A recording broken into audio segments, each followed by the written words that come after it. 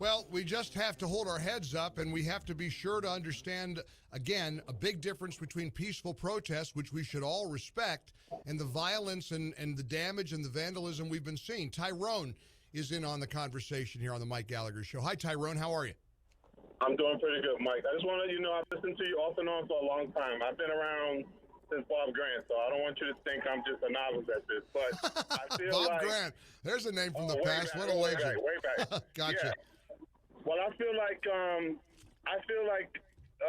kind of it's like I feel like what gives certain people the authority to tell protesters how to protest. Like Kaepernick was taking a knee, and everyone was upset with that. They kept trying to make it about the flag. It's never been about the flag. It's like polar opposites with these opinions.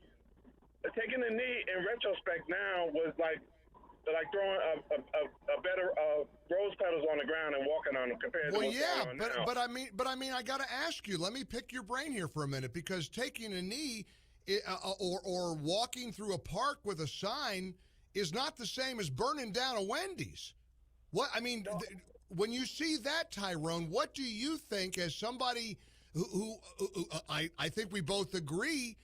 Let's talk about change. Let's discuss it. Let's figure out how to protest peacefully. But some of the vandalism, the violence, the destruction we've seen, surely you're not in favor of that.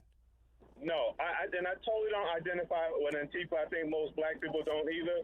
And some of those infiltrators have been supremacists on the white side. You have to admit that, because I've seen 4 or 5 videos where they unmasked them. There've been cops. You know, evil is evil and good is good. But I will say this. Let me ask you real quick, Tyrone. Did you see? Wait a minute. You mentioned the videos. Did you see the video of the young black woman in a community somewhere who was screaming at a couple of white Antifa ladies who were vandalizing, women who were vandalizing a store, and the black woman was saying, "Stop it! They're going to think we did that. They're going to blame black people for that." Did you see that video?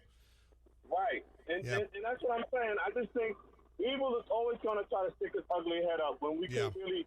Everyone's talking, but I just want to ask you one question. I'll let you go because I know you got a lot of people. Sure. Do you fully understand the pain of what black people are going through, seeing that cop kill that man like that with his breath leaving and him calling for his mother? Do you understand?